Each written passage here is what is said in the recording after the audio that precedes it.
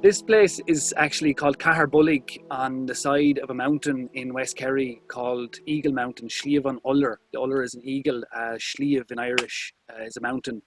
And from my next door neighbour, Anton O'Griffin, an old man who's lived here for all of his generations, still live here through him, I suppose. And Anton reckons from the oral history of the area, this is Bullig, which is the city of the Bullig, which is the Fir Bullig, that this is an ancient Irish city and stronghold, which is in keeping with a lot of the history of this area. It's littered with old cairns, city walls, outcrops on top of mountains, all with its own beautiful oral history.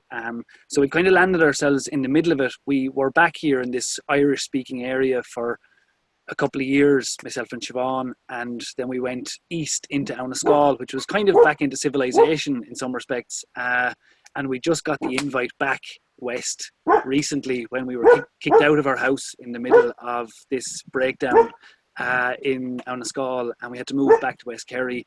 And thankfully the Gardaí didn't choose to stop us on our journeys back and forth, but we have finally landed back in the West Kerry Gaeltacht, and it's such a you'd feel very privileged to be here amongst that kind of these kind of people who you can sit in and drink tea with and hear about a history that is just inaccessible to many books, inaccessible to a lot of places where you would want to learn about them. It's just this very rich oral tradition, so it's lovely to be here. But sometimes you have to do something so strange, sometimes when the world is caving in on you in the way that it sometimes does, when everything has to be followed and we have so many obligations and so many fixations, and we have all of these things that sometimes to break free of that, you have to do something as mad as walk backwards across China, and nothing else will do, only to walk backwards across China. To do something as mad as that, to break free of your social sense of yourself and your sense of who you are, as John would say, on the high street, to let go of that, to let that down for a while by doing something that is unimaginable to that person or to that force inside of you. There's the sportsman who is just enthralled and driven, really, really driven in a game. And this is actually where a lot of the love that I have for Patrick O'Leary comes from as well, as we share this. Patrick was also a great hurler. And I would have played the game and fallen in love with the game as a young fella, like fall in love with it in the way that you do things out of time, 4 hours. Someone you played for 4 hours, you were gone for 5 hours, and you're like, Jeannie, I don't know, was I gone for 10 minutes or 10 hours? And I don't care, because I was just playing this thing that I loved. And I did that for a long, long time. And then when I got to the very top of the game, playing with Wexford, I noticed that along the way, I had become quite dependent maybe on my social sense of myself based around Diarmuid the hurler, and Diarmuid the successful hurler, and Diarmuid the good hurler, and Diarmuid who scored 2 points, and Diarmuid who played in the big game, and all of that stuff. And I found that maybe at the time, I suppose I didn't know, I was just in it, and that was it. And so I continued playing, but over time, and there's a lovely book that I haven't read.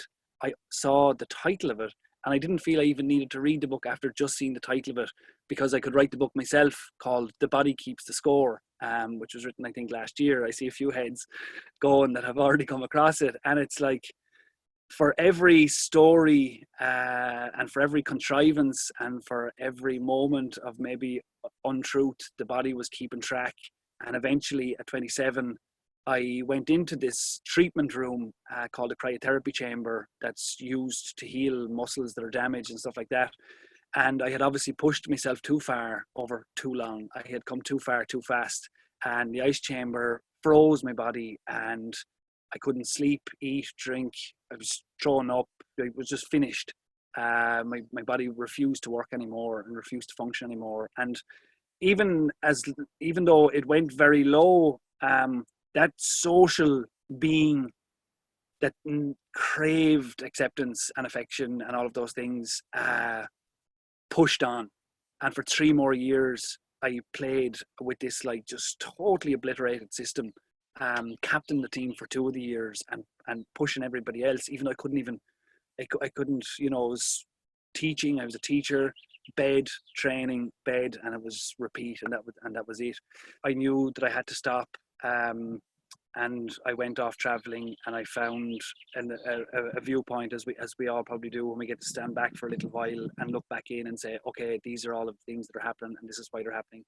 And it became, I suppose, quite clear. So I came back home after my travels, tried to play the game with a more balanced relationship towards it, where I discovered the love that the young fella had years before in Wexford, in the southeast of Ireland.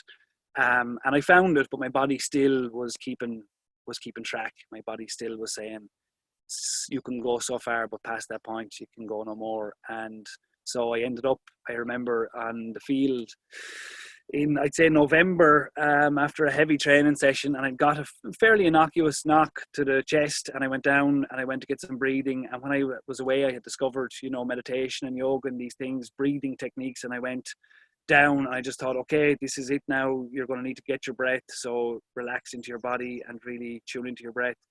But I maybe lay there in the frost for, I'd say, an hour. Everybody was gone. They all went. They were gone. They were gone home. There was nothing they could do for me, and I knew at that point then that I had to call it a day. So I did, and continued to live up in. I moved up to Dublin and worked on radio at a sports show, and worked with SOAR, an organisation who run workshops with 15 and 16-year-olds on trying to align them with their purpose. And all very enjoyable work. And through that, I met the likes of Kathy and Lydia and this amazing group of people who were doing amazing stuff in Dublin and in Ireland.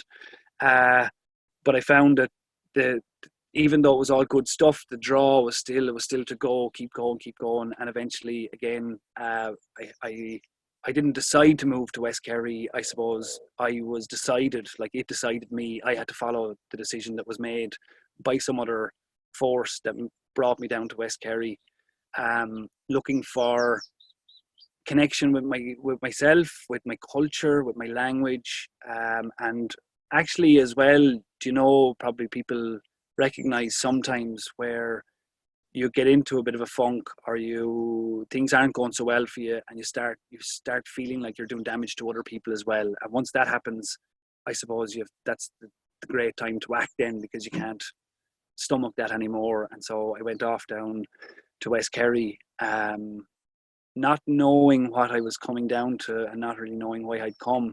But very soon after coming down here, I came across this writer, and this man, John Moriarty. He had passed away at the time. He died in 2007, I think. And his writings had a profound impact on me in terms of wildness. It's all I can say is wildness.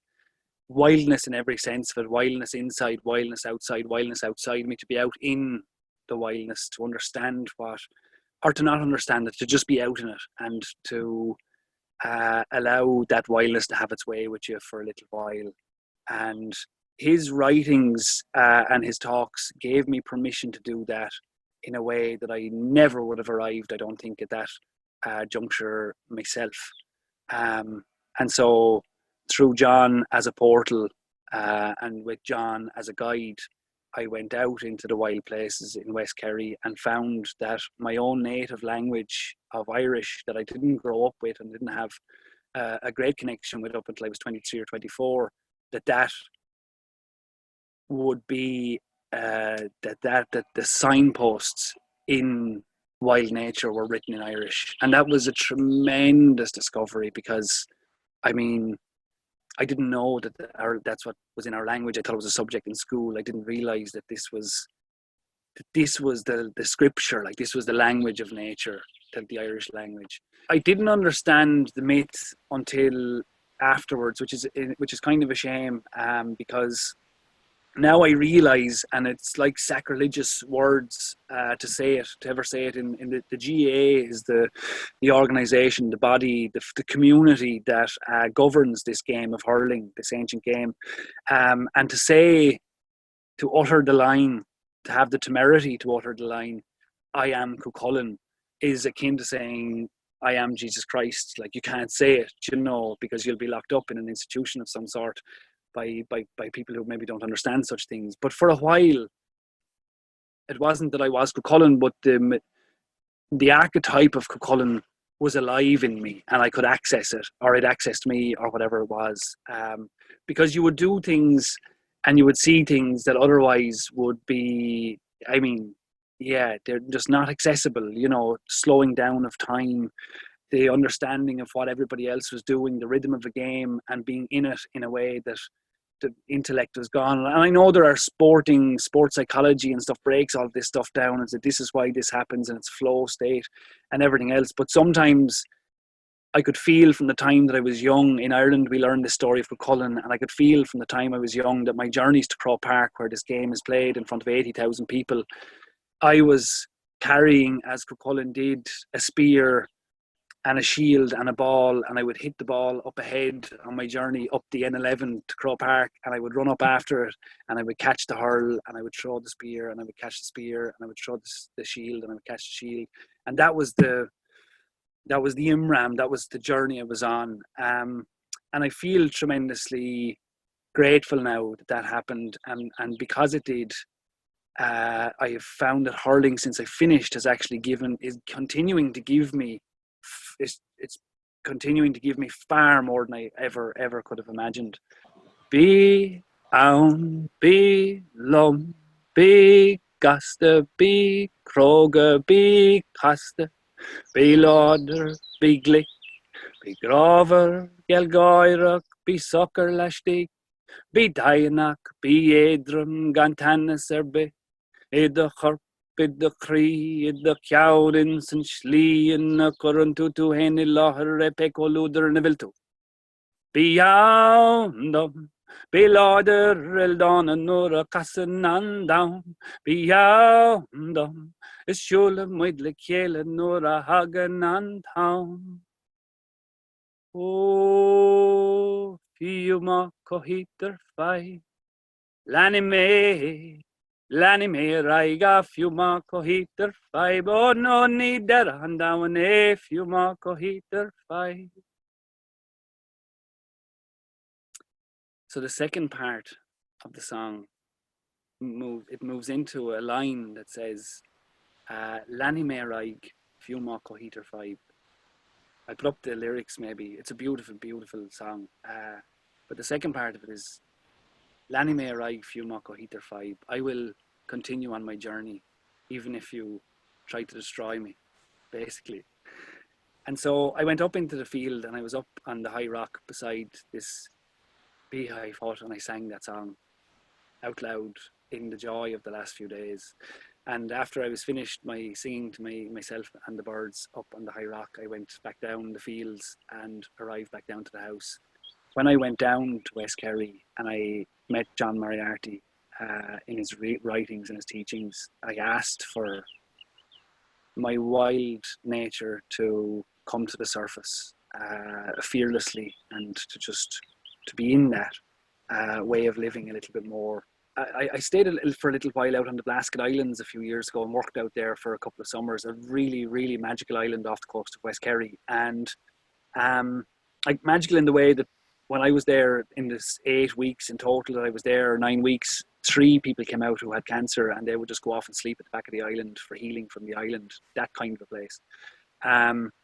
And I spent a bit of time there, and I thought, Jeannie, I'd love to run a retreat here. And so when I met Siobhan and these ideas began to flourish about wild food foraging, about wild hurling, this idea that I was beginning to develop about the game not being so organized that we could just play anywhere, that we could play on the road or in the field or on the beach, because why can't we? Because we can play wherever we want to play, and it doesn't need to be in a GA club.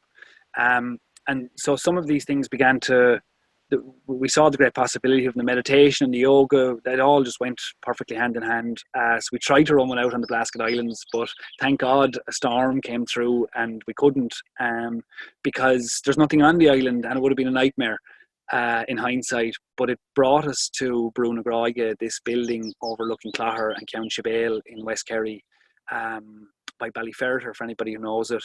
And there, that was where myself and Siobhan walked endless amounts of sunsets and foraged and picked seaweed and collected and made salves and creams and did all of the things that we then wanted to share. We also have this kind of habit of, like, we're in the process of making different wines and beers and whatever different from the wild foods we're collecting at the moment. But once we decide we're teachers, we should teach everybody.